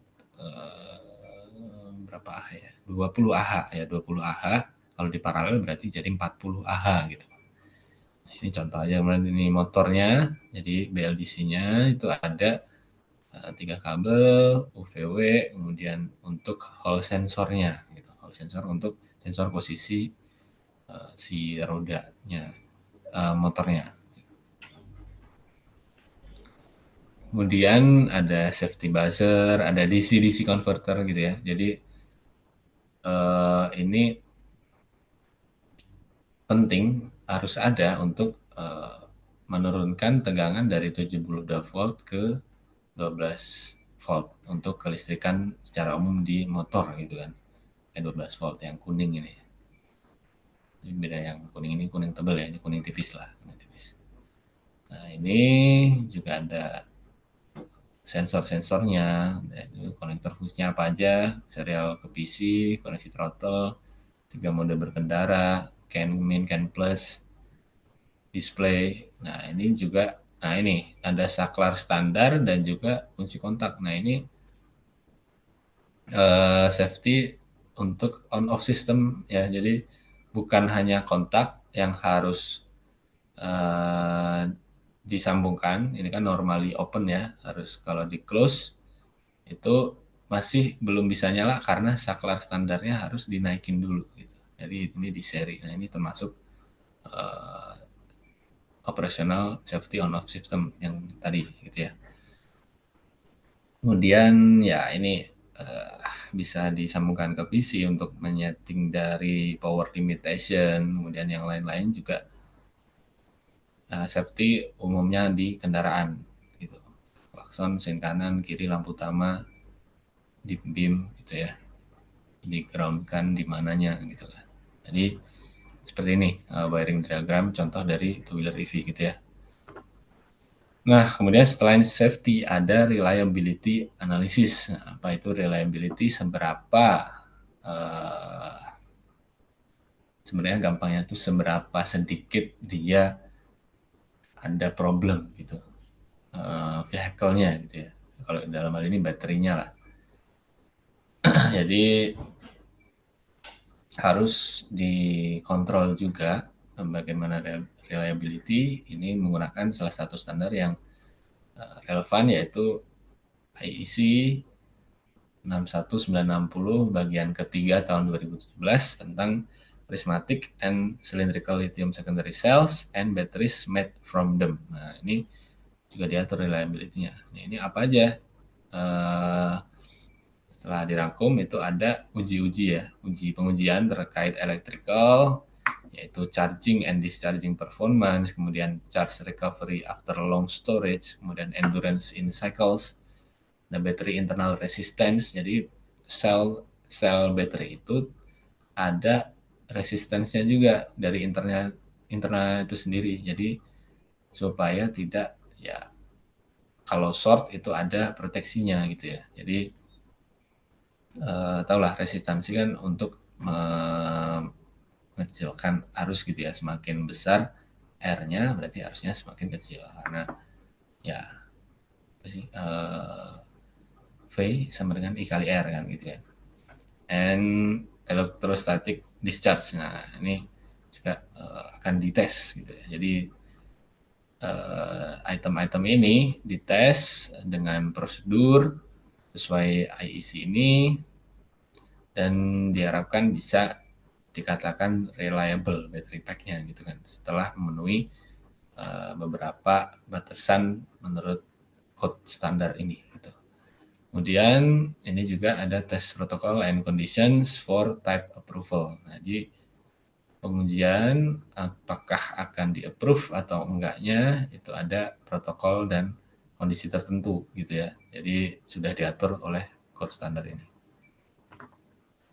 Nah, jadi setelah berbagai analisis dilakukan, sudah desainnya sudah menuju matang, baru yang tadi sebenarnya masih konsep ya bisa dimatangkan lagi itu ini dibuat secara 3D. Jadi assembly-nya seperti apa. Nah, 3D assembly menggunakan SolidWorks atau AutoCAD atau CAD software lain-lain itu bisa di generate. Nah, contohnya bayangnya seperti inilah gitu ya. Jadi battery pack-nya, di covernya warnanya hitam. Karena warna hitam itu bisa lebih baik dalam menghantarkan panas gitu ya. Itu ada penelitiannya juga.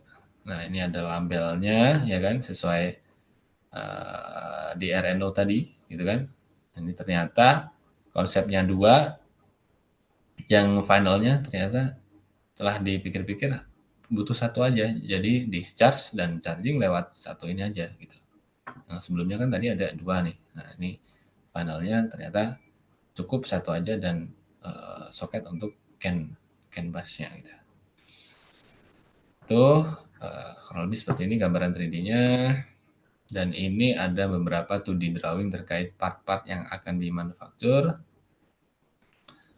Ini sheet metal ya dari covernya. Ini namanya plat A. Jadi dari sheet metal ini mungkin dari sini kan bisa dilakukan proses laser welding untuk pembentukan plat ininya, lubang-lubangnya kemudian di bending gitu ya supaya mendapatkan bentuk seperti ini, dan ada welding dan juga finishingnya gitu, juga coatingnya gitu kan. Nah ini sebenarnya ada contoh ya drawing yang cukup informatif gitu ya. Jadi minimal 2D drawing itu ini kan sebenarnya masih dimensi ya penting, dimensi yang penting, tapi masih ya ini ada toleransi, tabel toleransi. Cuman belum tahu mana dimensi-dimensi yang benar-benar kritikal gitu.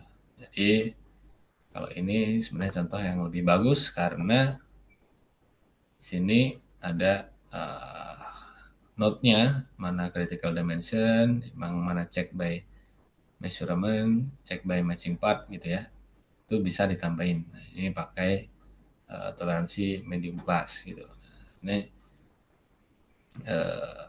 misalkan ini kan pakai koordinat ya, dimensi koordinat nolnya di sini, x y-nya, kemudian di berapa ini ada toleransi plus minus 0,2, kemudian ada toleransi geometri untuk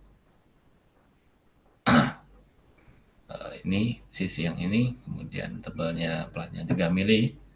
Ini ada materialnya pakai AL6063, pakai finishing sandblasting anodized. Itu seperti ini. Jadi contoh itu di drawing partnya aja. Jadi harus dibuat supaya bisa kalau memang produksi in-house bikin sendiri dari suatu produsen battery pack itu sendiri, juga dari di bagian engineeringnya itu bisa membuat ini dengan lebih mudah gitu ya. Jadi udah dianalisis DFM, kemudian ya memperhatikan toleransi yang kritikal dan mana yang akan dicek nanti dimensi yang penting. Kalau ini kan lubang-lubang ini akan ketemu dengan lubang yang akan dibaut gitu kan ceritanya, dan ini harus matching dengan part casing yang satunya gitu. Jadi lubang-lubangnya harus ya konsentrisitasnya harus ada toleransi dan dijamin bisa masuk dengan gampang gitu waktu assembly fastenernya. Nah, kemudian selain itu di drawing sebenarnya ada drawing yang penting untuk dibuat itu adalah AC drawing atau installation drawing. Nah, beda perusahaan kadang beda nyebutnya ya. Jadi ada AC drawing, ada installation drawing. Nah, itu apa sih? Itu adalah dokumen yang berisi tentang prosedur untuk memasang atau mengassembly finish good or semi finish good. Jadi kan battery pack itu sebenarnya semi finish good ya, karena finish goodnya kan vehicle-nya gitu kan, EV-nya gitu. Battery pack tuh semi finish good gitu. From parts according to BOM. Jadi part-part ini itu adalah yang harus dibuat dan sesuai dengan bill of materialnya gitu. Jadi ini jika di breakdown itu seperti ini gitu kan. Jika explode view ya ini namanya, itu ada part-part seperti dari nomor 1 ini, nomor 2 ini sampai ke nomor 18 kalau di sini. Nah, ini contoh sebenarnya belum ada prosedurnya sih ini masanya gimana, cuman ini contoh ya explode-nya biar kebayang aja ini part-partnya apa aja sih yang dipakai gitu loh. Ini ada modul atas, plat nikel 3, epoxy 2, plat nikel 4, sampai ke 18 ini screw gitu ya. Jadi eh, jelas gitu untuk bagaimana nanti mengasemblinya. Jadi dari sini ada prosedur, misalkan yang pertama adalah yang dilakukan masukkan sel-sel ke bracket plastik gitu. Nah itu nanti ada lagi yang namanya WI gitu, works interaction gitu. Jadi itu yang dijadikan pedoman operator untuk mengerjakan tugasnya untuk mengassembly dari setiap posnya kan beda-beda ya. Ini tugasnya masang sel baterai ke bracketnya, ini tugasnya ngoperasiin laser welding, ini tugasnya ngassembly dari BMS-nya, kemudian wiringnya gitu-gitu ya. Jadi itu kerjasama untuk uh, membuat semi finish good dari battery pack ini. Jadi ini contoh aja hasil drawingnya. Oke, sampai sini ada pertanyaan?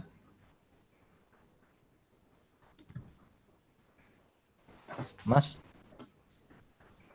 Oh ya, ini Mas mau tanya berkaitan tentang apa ya safety yang Mas angkat tadi lah bisa dibilangnya. hmm. Kalau berkaca dengan tropis lah bisa dibilang kadang lembab, kadang ya panas kita ya. Karena kita kan di lingkungan tropis. Kalau bisa, aku sebenarnya masih bingung tentang bagaimana perusahaan tuh menganalisis ketika kendaraan listrik itu melewati maybe something like banjir lah bisa bilang ya. Itu apakah perusahaan sudah memikirkannya? Apakah perusahaan cuma apa ya kalau lewat banjir itu jangan lebih dari 20 sampai 30 cm atau boleh aja diterabas banjir itu. Itu aja sih. Tadi apa? Mobil ya atau Ah, motor?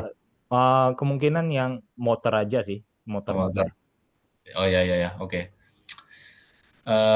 Untuk itu sebenarnya ya kalau tanya perusahaan gimana ya gimana perusahaannya kan kan beda-beda mungkin untuk action untuk itu mau didesain seperti apa dan kalau dari sisi safety-nya bagaimana. Nah, kan misalkan hubungannya dengan komponen-komponen itu di motor listrik kalau kena banjir gimana. Nah, ini kan makanya ada eh, requirement dari yang ini tadi.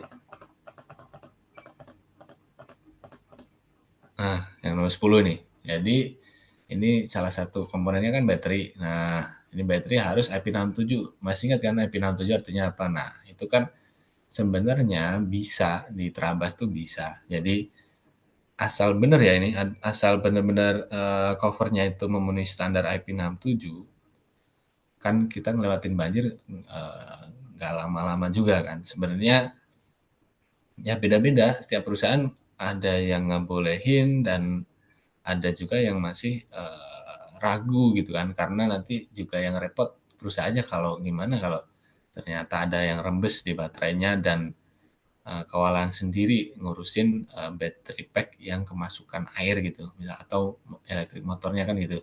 Nah itu juga tergantung perusahaannya kan, itu mau seberani apa gitu kan memberikan rekom untuk nerabas banjir atau enggak. Nah, sebenarnya kalau IP67 itu harusnya aman ya, harusnya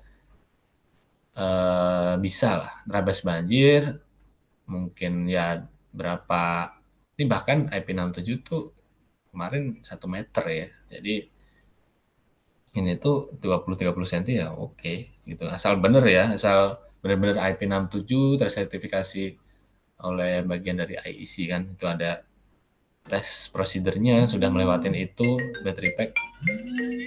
Sebentar, ada telepon, sorry ya, sorry.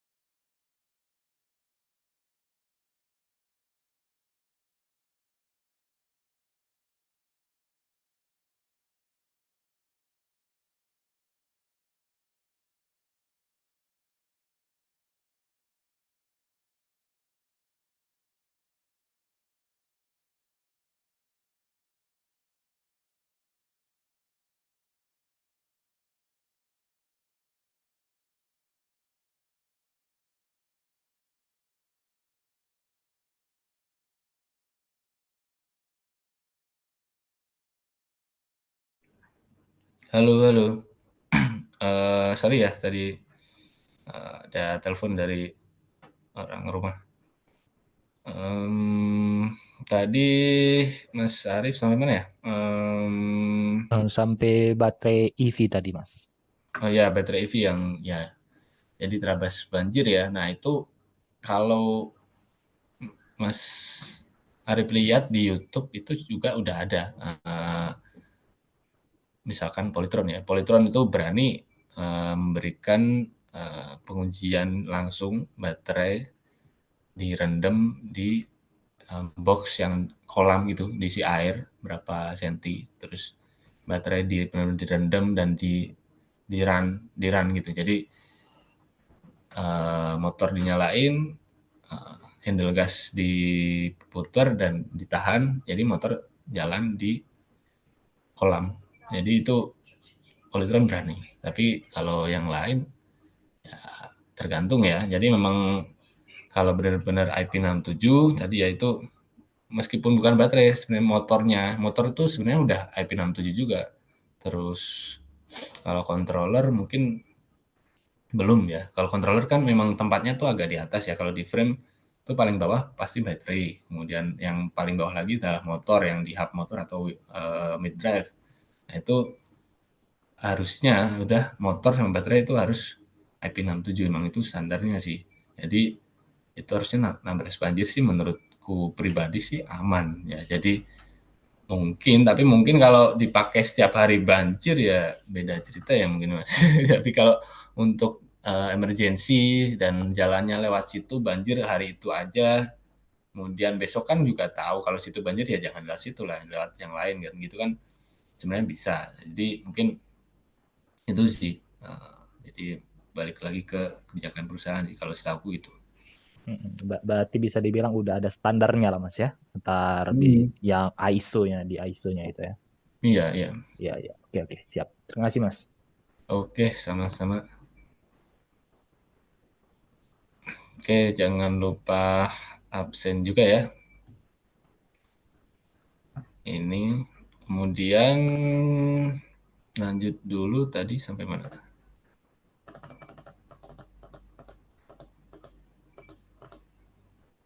Setelah ini ya, setelah hasil drawing, nah ini udah sebenarnya udah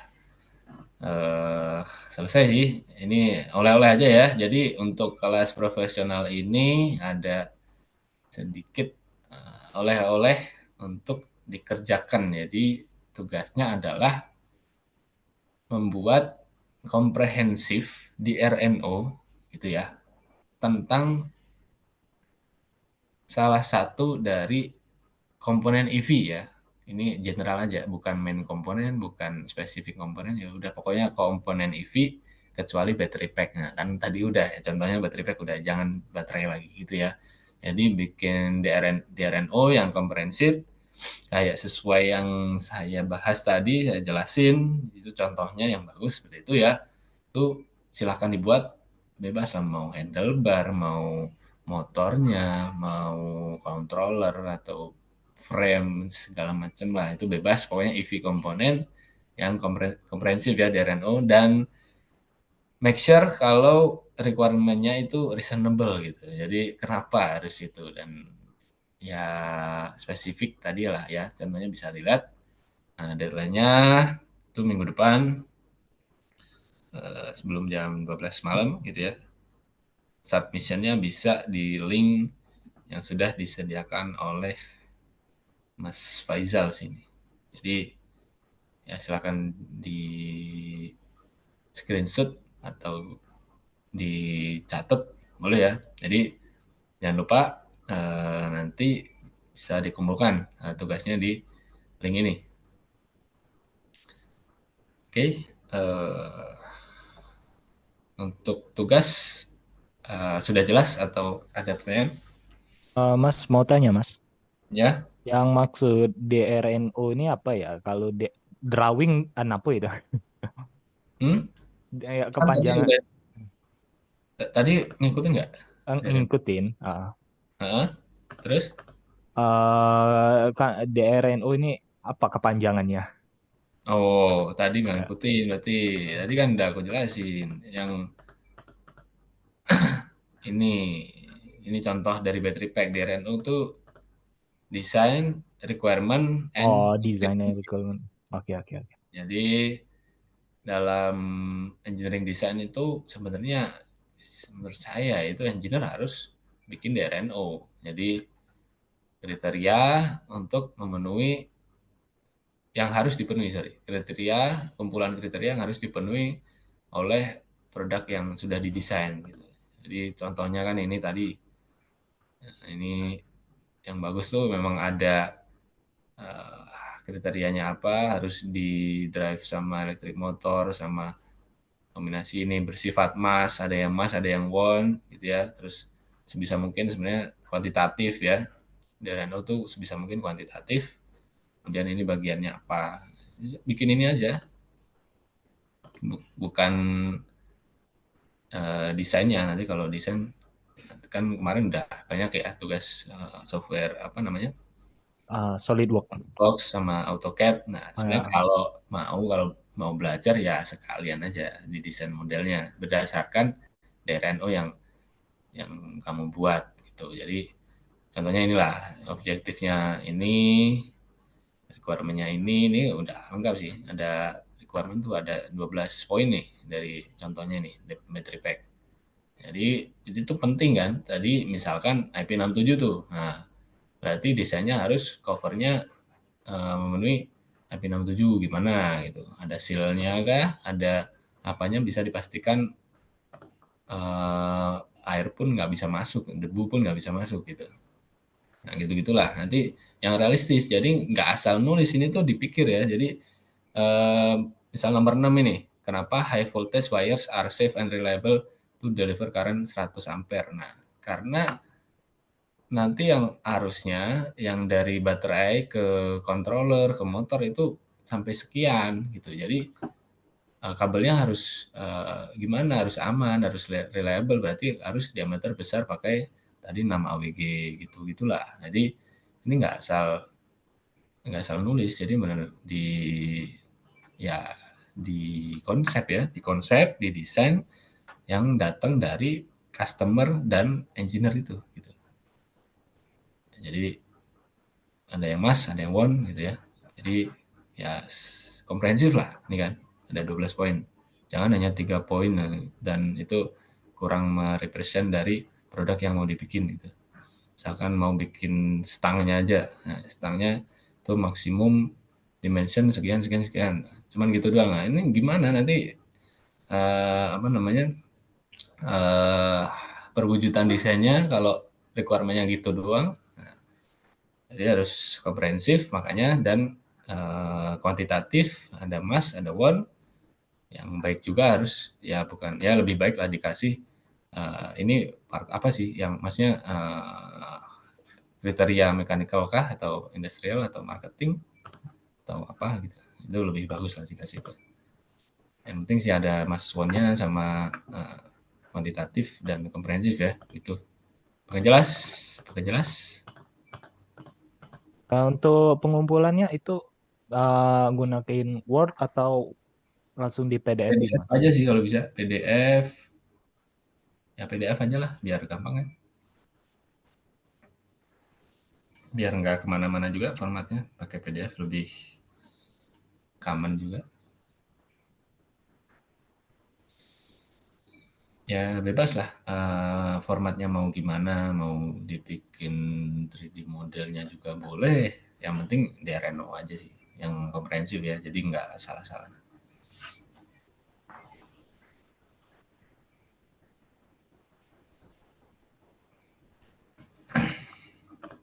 Oke, itu sih. Ada lagi pertanyaan?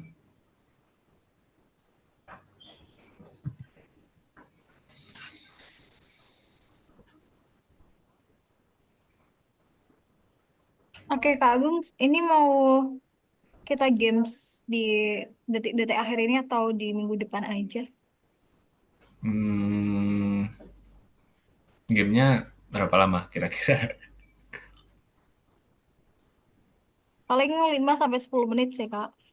Apa minggu depan aja nggak masalah sih? Ya, minggu depan aja lah ya. Udah Oke. waktunya udah ini juga. Nanti mungkin ada teman-teman yang ada jadwal lain atau ya Jawa pun. Oke, ada pertanyaan sebelum saya tutup?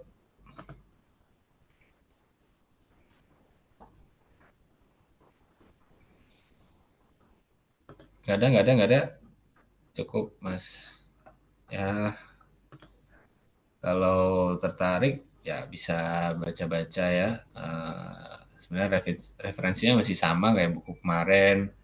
Terus ya tadi kan saya tambahin beberapa code standar dari ISO, IEC itu bisa dibaca-baca. Nah, kalau pengen diskusi ya saya open ya. Ini bisa di chat di PC aja atau di grup juga boleh. Itu nanti bisa saya tanggapin di tele ya atau ya, WA juga boleh. Oke, nggak ada pertanyaan karena waktunya sudah menunjukkan jam 11. Stop share. Ini saya akhirin aja berarti Mbak Cara. Ya, jadi sekian materi dari saya. Semoga bermanfaat di hari Minggu yang ceria ini. Semoga bisa Oke. ya dapat beberapa Baik, insight terima lah. kasih banyak. Ya, saya kiri. Ya, terima kasih banyak Kak Agung atas materi yang disampaikan pada hari ini. Dan terima kasih juga teman-teman sudah bertahan ya sampai akhir ini ya. See you untuk minggu depan gitu ya. Selamat melanjutkan aktivitas kembali. Kelas saya tutup. Dan wassalamualaikum warahmatullahi wabarakatuh. Waalaikumsalam.